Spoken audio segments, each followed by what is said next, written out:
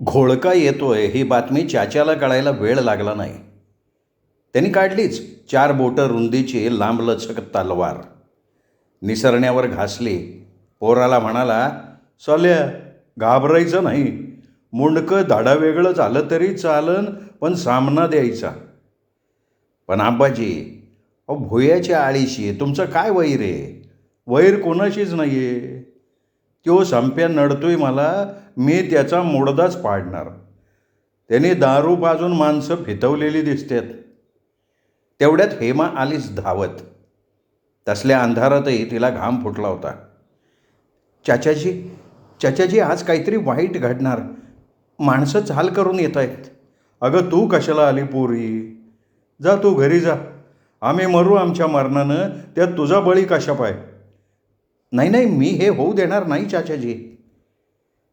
"चाच्या बाहेर ये, बाहेर ये चाच्या." "हे हाना हाना साल्याला." गर्जना करत घोळका घराजवळ आला. तसा चाच्या धावलाच तलवार घेऊन. "मोर येणाऱ्यानं पहिलं माघारी जा. बायकोचं कुकुपूस आणि मग ये माघारी." "काय एवढी ताकद होतो चालली काय?" आले 7-8 जण धावत. पत्र्यावर 4 दगड दाणकन वाजले. सलीम, हेमा हादरले. पण चाच्या डरला नाही. तलवार घेऊन धावला. तसल्या गर्दीतही धावून त्यांनी संप्यावर वार केला. वार चुकवलेला संप्या चाच्यावर तुटून पडला. साऱ्यांनीच त्याला बेदम हाणला आणि हेमा गर्दीत झेपावली. "मागे फिरा, मी म्हणतीये, मागे फिरा." माणसं टरकली. गर्दी पांगली. तसा खूप लागल्याचं आव आणून पडलेला चाच्या उठला आणि संप्याच्या अंगावर झेपावला. खिशातला चाकू काढून म्हणाला, "या साल्यो, या एकेकाचा मुडदाच पाडतो म्या." हेमा सरळ पुढे झाली. तिने संप्याचा गळा धरला. त्याच्या तोंडात 2 भडकावल्या तसा तो चाचरायला लागला. "अहो ताईसाहेब." "बोल बोल, तू काय सांगितलंस माझ्याबद्दल माझ्या वडिलांना?" "नाही, मी कुठं काय." "चुगल्या करतोस चोंबड्या. काय बघताय काय? या खोळ्याच्या नादाला लागून तुम्ही आला होय? या देव माणसाला मारताय? हिम्मत असेल ना तर मला मारा, बघू तुमची ताकद." तेवढ्यात पोलीस पाटील आलाच धावत. "चाचाजी, फार नाही ना लागलं?" हेमानं पाटलावर जाळ काढायला सुरुवात केली. "अजून नाही का उशिरा यायचं ताटी घेऊन? गाव पाटील तुम्ही? अहो, दारू पिऊन 100 माणसं एका माणसावर हल्ला करतात. काळजी नाही वाटत तुम्हाला?" "अरे पण ताईसाहेब, हे बघा, मला वाटतं बाई माणसाने याच्यात न पडलेलं जास्त चांगलं." "हे तुम्ही मला सांगताय? चांगलं वाईट न कळण्या इतकी मी काही दुधखुळी नाही आहे. उद्या सगळ्या भुई आळीवर खुनाचा प्रयत्न केल्याबद्दल मी फिर्याद ठोकणार. त्यात तुम्ही सुद्धा आलात. हे बघा, तुम्हाला पटेल तसं करा, पण हे काही चांगलं नाही." पाटील गेला तसे राहिले सवरले लोकही पांगले. चाच्याला बरंच लागलं होतं. हेमानं तेल हळद जखमेवर लावली. सलीमला रडू आवरेना. चाच्याचेही डोळे डबडबले. "अहो ताईसाहेब, तुम्ही कुणाच्या कोण? कशासाठी करताय एवढं आमच्यासाठी?" "उद्या मी अडचणीत सापडले तर तुम्ही माझ्या पाठीशी उभं राहावं म्हणून करतेय." "नाही पोरी, तशी नाही येळ येणार. तुझ्या रूपानं आज खुदा माझ्या मागं उभा राहिला. काय सांगावं, एखाद्या वक्ताला काहीतरी बरं वाईट झालं असतं." "कपाळावरचं भाग्य फालतू माणसं पुसू शकत नाही चाचाजी. चलते."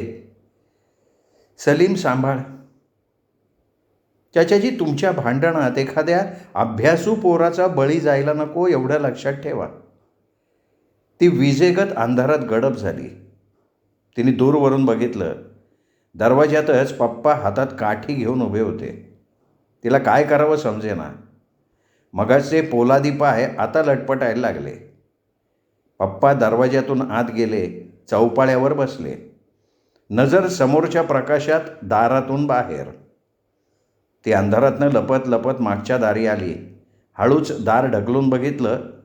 आतून कडी होती. मग खिडकीजवळ गेली.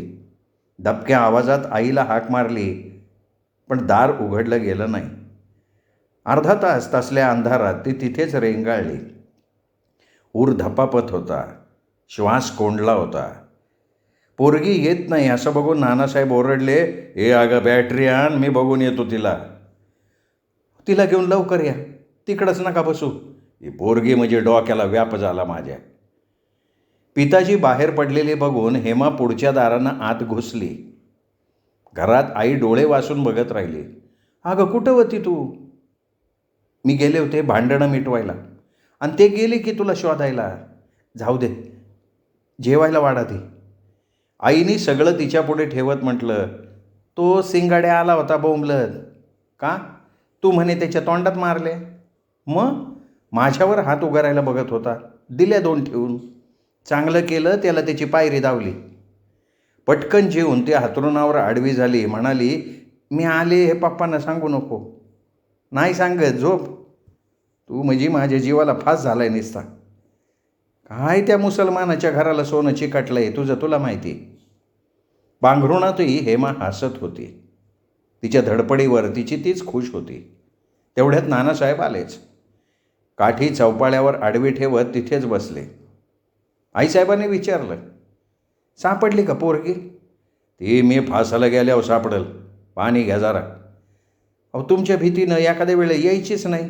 मी काय मारतोय का तिला, का खातोय तिला? काही झालं तरी मी तिचा बाप आहे. बरं पडा आता. आईसाहेबांनी स्वतःच दरवाजा लावला तसे नानासाहेब कडाडले. एवढ्या कशा निर्दय झाल्या तुम्ही? पोरगी यायची अजून माझी. कुठं जात नाही ती, ही नापसूक. लय शहाणे आहे तुम्ही. झोपा आता हो, उगं जागरण नका करू. पोरगी घरात नसताना झोपू का मी? काय डोकं फिरलं आहे का तुमचं? अहो हेमा कवाच आली, तुम्ही झोपा. कुठं आहे ती? अहो ती झोपली आता. तुम्ही करा आराम, हातरुणं लावल्यात मी. कपाळाला हात लावत नानासाहेबांनी सुस्कारा टाकला.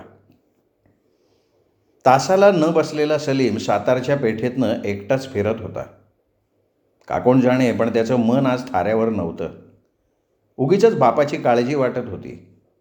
गेल्या आठवडाभर तो असा सैरभैर झाला होता. मित्रातही मिसळायची इच्छा होत नव्हती. जिथे जाईल तिथे हेमाचाच विषय निघत होता. बावळट मित्र चिडवायला कमी करत नव्हते. मध्येच तो हॉटेलात शिरला. गरम मिसळ चापली, सोबत एक पावही मटकावला. सिंगल चहा पोटात ढकलला तसं त्याला बरं वाटलं. त्यांनी घड्याळात पाहिलं, सकाळचे 10:30 वाजले होते. वेळ कसा घालवायचा हा त्याला प्रश्न होता. टाकावी एखादी मॅटिनी या विचाराने तो राजलक्ष्मी थिएटरजवळ आला. समोरचं प्रचंड पोस्टर बघत राहिला. एक दुजे के लिए, हिंदीतलं गाजलेलं पिक्चर. पाहिलं होतं मागं पुण्यात, पुन्हा एकदा बघायला हवं जोडीने. तो सरळ ॲडव्हान्स बुकिंगच्या रांगेत उभा राहिला. 2 तिकीटं काढली. मनाशी म्हणाला, हेमाला घ्यायचं बरोबर. साली कमल हसनबरोबर रती नाचतीये, मग आपली हेमा काय वाईट आहे. त्याहून भन्नाट सिनेमाचं तांबडं पोस्टर.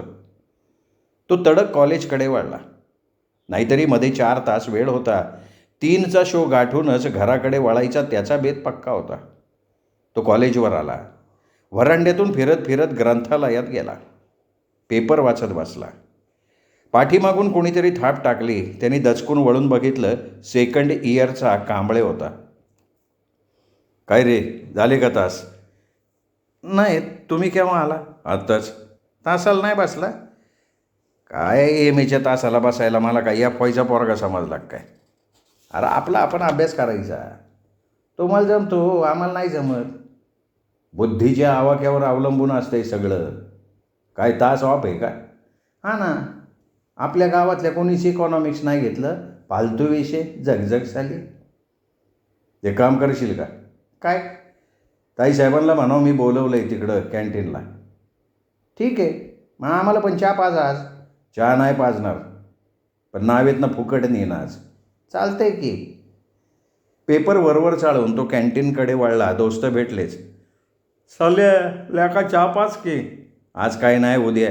सिगरेट तरी सांगितलं ना एकदा, आज जमणार नाही. गोतावळा मागेच लागला. त्याला काय करावं समजेना. सालं हेमा सकट दुसऱ्या कॉलेजमध्ये ॲडमिशन घेतलं असतं तर बरं झालं असतं.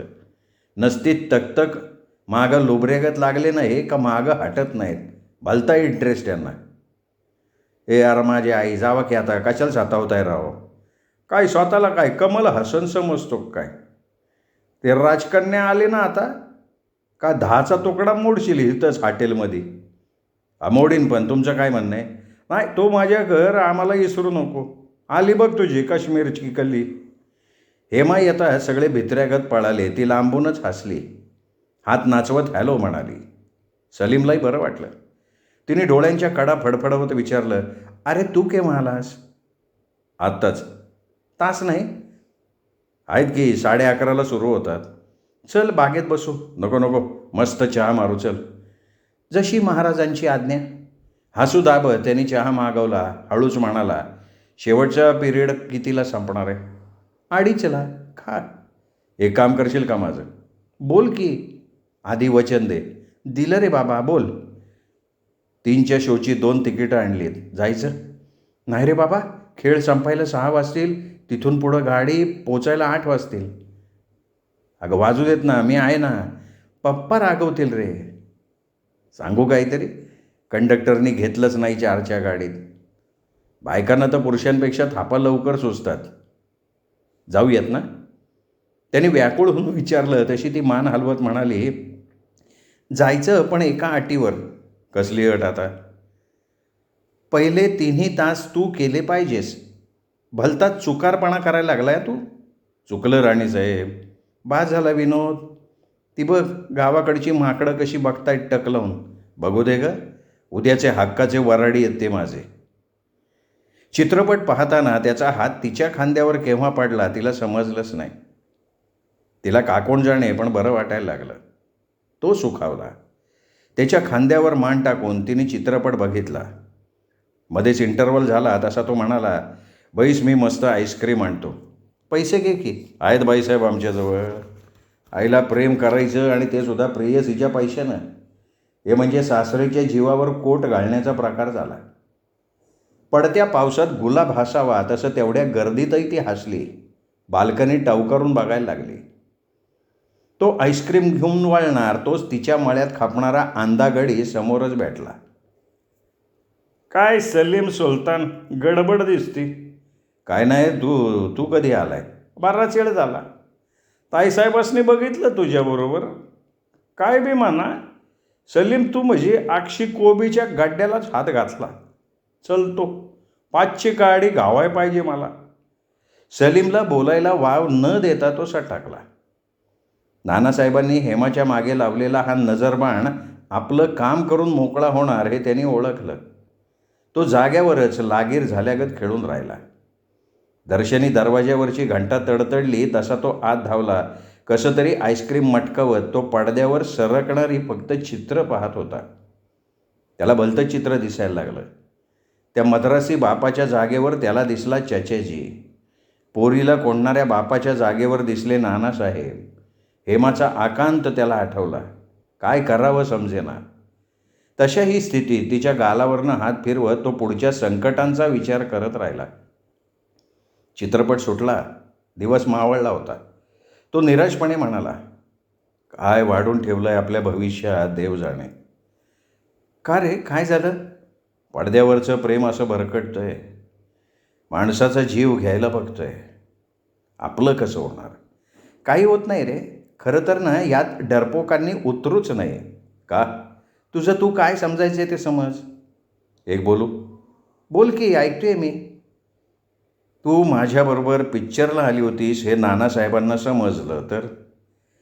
मी असल्या क्षुल्लक गोष्टींची काळजी करत नाही. त्यांनी विचारलं तर खडसावून सांगेन सरळ, मी सलीमशी लग्न करणार आहे. अगं, मी हा असा फाटका मुसलमान. बापाची नाव चालते तोवर 2 वेळेला खातोय. तू राजघराण्यातली. घराणं झक मारतं रे तिकडे गावात. मला काय त्याच्याशी. पण एक लक्षात ठेव, माझा तुझ्याशी लग्न करण्याचा निर्धार ठाम आहे. ऐनवेळी तू कच खाऊ नको. तिच्या निर्धाराचं, तडफदारपणाचं त्याला कौतुक वाटलं. गाडी पकडून नदीकाठ गाठायला 7 वाजले. आत्ता कुठे अंधार सरपटत होता. अजूनही थोडं थोडं दिसत होतं. चाचाजी नाव काठावर लावून वाटच पाहत होते. ती त्याच्या कानात काहीतरी कुजबुजली तसा तो हसला. अरे काय पोरांनो, किती उशीर. कार्यक्रम होता ना कॉलेजचा. अरे बाकीची पोरं कावं झाली? फुकट असता कार्यक्रम तर थांबले असते. बरं का चाच्याजी, 10-10 रुपयांचं तिकीट फाडलं होतं आम्ही. मग कसं येणार? तेवढीच कॉलेजला मदत नाही का आपल्याकडनं? बसा आता. नानासाहेब दोनदा चक्रा टाकून गेले आहेत. त्यांना वाटलं असेल आपली पोरगी सलीमचा हात धरून पळून जाईल. चाच्याला बिडी वाढता वाढता निब्बारा ठसकाच लागला. तो वळवून नाव चालवायला लागला. मनात विचारांचा शार कसाणाणू लागला होता. नसतं आज्ञामोहळ खोलवर घोंगावायला लागलं. या पोरांना आवरायचं कसं हाच प्रश्न त्याला सतावत राहिला. नानासाहेब नेहमीसारखे चौपाळ्यावर बसले होते. जवळच खाली आईसाहेब बसल्या होत्या. दरवाज्यात लेकीला पाहून काळजी दूर झाल्यागत त्या म्हणाल्या, उठा, आली बघा पोर. अगं किती उशीर पोरी? काय करणार, कार्यक्रम टाळून तर येता येईना. कॉलेजच्या मदतीसाठी एक शो ठेवला होता. कसला शो? नाटकाचा. कुठं? शाहू कला मंदिर. नाटक पाहिलं का तू? हो का, शंका वाटते आहे. तो गाबडा कुठे? कोण हो? ते मुसलमानाचं कार्ट. लाज नाही वाटत खोटं बोलायला, त्याच्यासोबत पिक्चरला जायला? पण पप्पा, मला सगळं समजलंय. इकडं ये म्हणतोय ना तुला. ती जवळ येताच त्यांनी तिच्या थोबाडातच भडकवली.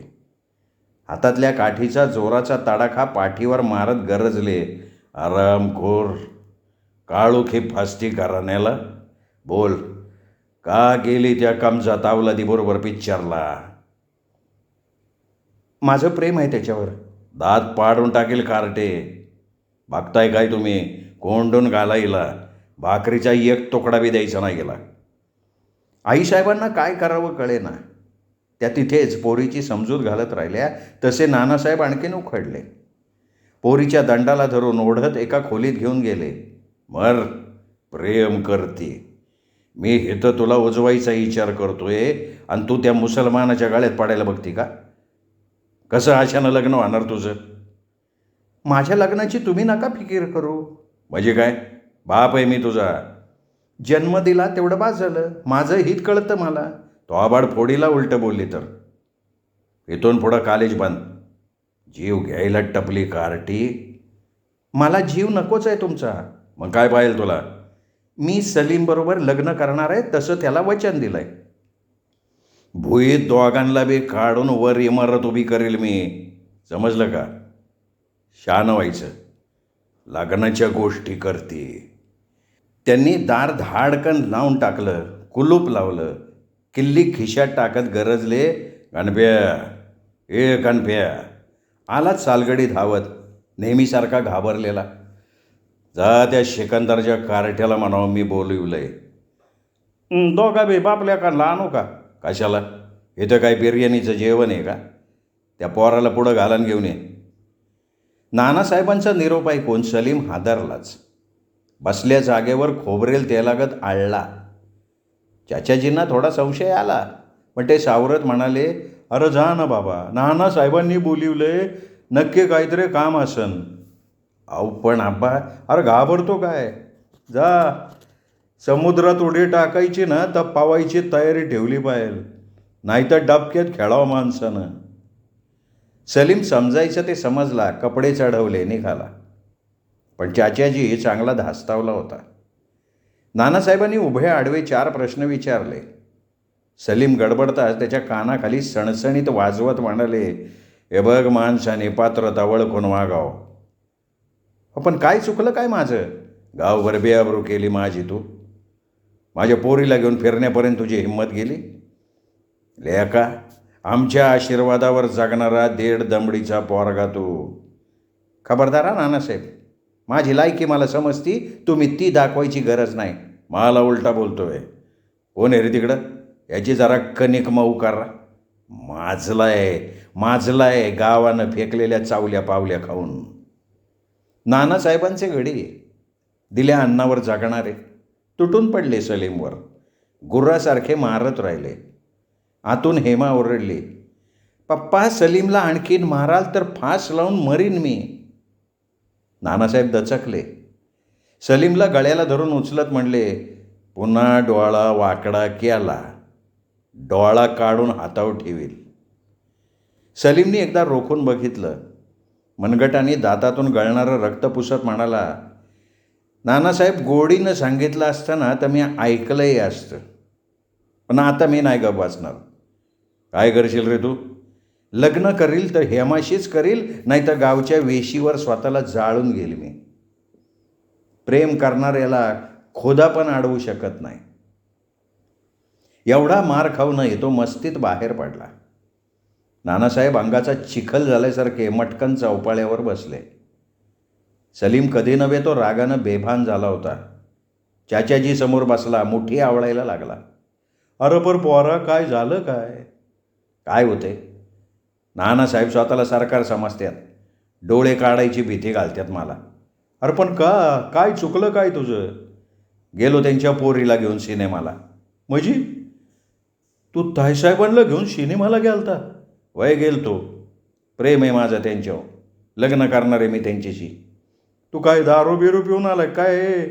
टाळका आहे का शुद्धी हो तुझं? वय आबाजी माझ्या पायातून ह्या मला डांबून ठेवलंय, कडी कुलपाची आत टाकली तिला. अरे पर पोरा, हे चांगलं नाही. म्हणजे हे बघ, आपण गरीब माणसं, त्यातून परत मुसलमान, गावात एक घर आपलं. अरे आपण नरमाईनं राहायला पाहिजे. कष्टानं पैसा कमवायचा आणि जागायचं. ज्याच्या अन्नावर आपण वाढलो त्याच्या चुलभाव तर आपण नाही जायचं र. आता ते शक्य नाही आबा. म्हणजे त्या ताईसाहेब बी तुझ्यावर मारतात का? वय, मी जर त्यांना लग्नाला नकार दिला ना, विष खाऊन मरतीन. आयो हो. अरे पोरा, इतक्या थराला गोष्टी गेल्या कावा? अरे म्हणजे संपा शिंगाड्याचं काय चुकलं नव्हतं म्हणायचं. माझं ऐक पोरा, शानं हो, हा नाद सोड. तू नाही म्हणाला म्हणून ताईसाहेबाचं लग्न काय आडून राहत नाही. 17 जागा चालून येतील त्यासनी. भ्रम आहे तुमचा, भ्रम. ती पोरगी फास लावून मरल. आबाजी, तुम्हाला सांगतो, मी तिच्याशी लग्न करणार. मग गाव मला ठार मारणार. आता गावाचा काय संबंध याच्यात? अरे बाबा, ताईसाहेबाशी मुसलमानाच्या पोराचं लगीन म्हणजे नानासाहेबाच्या तोंडात शेण घातल्यासारखं होईन. माणसं गप नाही राहणार. ते मोरचं मोर. मला सांगा आबाजी, तुम्ही काय करायचं ठरवलंय? पोरा माझा ऐक, या असली झेप लय वाईट. कपाळ जाग्यावर नाही राहायचं. परागंदा व्हायला लागेल सामदेसनी. मग माझं बी ऐका. नानासाहेबाला शह देण्यासाठी मी हेमाशीच लग्न करणार. ठीक आहे, चालते. पण उद्याच्या उद्या तू तुझी सोय बघ. या घरात तू राहायचं नाही.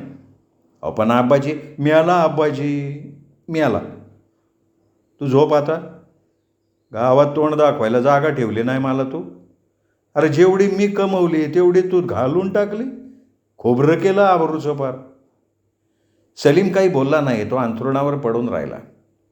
बंद दाराकडे एकटक पाहत होता. एकाएकी त्याला उन्मळून आलं. हुंदके आवरेना. मग चाचा त्याच्याजवळ सरकला. त्याला छातीशी धरत म्हणाला, अरे पोरा, रडू नको बाबा. तू रडला ना तर तुझी आई स्वप्नात येऊन चिडल माझ्यावर. काढू काहीतरी वाट काढू. हे बघ, 4 दिवस कळ काढ. वातावरण जरा शांत होऊ दे. मी बघतो मग काय करायचं ते. रडणाऱ्या सलीमला एकाएकी धीर आला. कधी नव्हे तो बापाला चिकटून तो झोपला. चाचाजी नाव पुसत होते. नावेचा घोडा घासून पांढरा शुभ्र करत होते. रात्रभर त्यांना झोप नसल्यानं डोळे चुरचुरत होते. मनात सलीम, ताईसाहेब पिंगा घालत होत्या. ताईसाहेब आपली सून झाली तर काय होईल या विचारानं तो आतल्या आत मोहरत होता. काम संपवून तो घाटाकडे पाठ करून बसला. बिडी काढली, 4 झुरके मारले. तोच मागून आवाज आला, काय रे, नाव कावा हलणार रे? अरे नानासाहेब आपण होय. राम या की, या बसा. नानासाहेबांच्या चेहऱ्यावर अजूनही राग उतू जात होता. चाच्यानं कळक लांबून नाव पाण्यात ढकलली. 15-20 फूट नाव आत गेल्यावर नानासाहेब म्हणाले, काय करायचं ठरवलं रे तू? कशाबद्दल? 8 दिवसात गाव सोड. पण माझा धंदा? नावाची किंमत मी तुला देतो. या गावात राहायच्या लायकीचा नाही तू. बाप लेकाने मिळून माझं नाक कापलंय. अहो पण साहेब गप, पोराला आतून सामील आहे तू. त्याच्यानं कळक नावेवर आडवा टाकला तसाच पुढे झाला. नानासाहेबांच्या पायावर पडला. तुम्ही मला माफ करा. पोरानं करू नाही ते केलं. मी समजून सांगितलं त्याला. मला काय ऐकायचं नाही तुझं. तुला 8 दिवसाचा वेळ देतोय. तवर संपेला सांगून दुसरी नाव आणतो. धंदा बुडतोय ना तुझा. नावे सकट परागंदा व्हायचं. नका साहेब गरिबाच्या पोटावर मारू. जीभ हासडील मी तुझी. अहो पोरगं ऐकत नाही माझं. मग त्याला हाकलून दे घरातनं. त्याच्या काही बोलला नाही. शांतपणे उठला. कळक उचलून पाण्यात खोलवर दाबत म्हणला, पोरापरास गाव मला मोठं नाही. ठीक आहे, मी हा गाव सोडतो. 2 हाकावरच्या गावात जाऊन धंदा करतो. मग तर झालं. त्या टेकडीच्या पलीकडं राहिला तर माझी काही तक्रार नाही. मला माझं हित बघायला पाहिजे. हे तुझं भाडं नीट मोजून बघ. 4 आणे दिलेत. हो पण साहेब, घे म्हणतोय ना तुला. त्याच्यानं पैसे घेतले, कपाळाला लावले आणि नदीत टाकून दिले. नानासाहेब भांबावल्यागत बघतच राहिले. श्रोते हो, प्राध्यापक व बा बोधे लिखित सामना या कादंबरीचा आजचा भाग इथेच संपला. आता खरा सामना सुरू झालाय. श्रोते हो, ऐकत रहा दीपक रेगे कथाकथन चॅनलवर हा सामना, जो लिहिलाय प्राध्यापक व बा बोधेंनी. नमस्कार.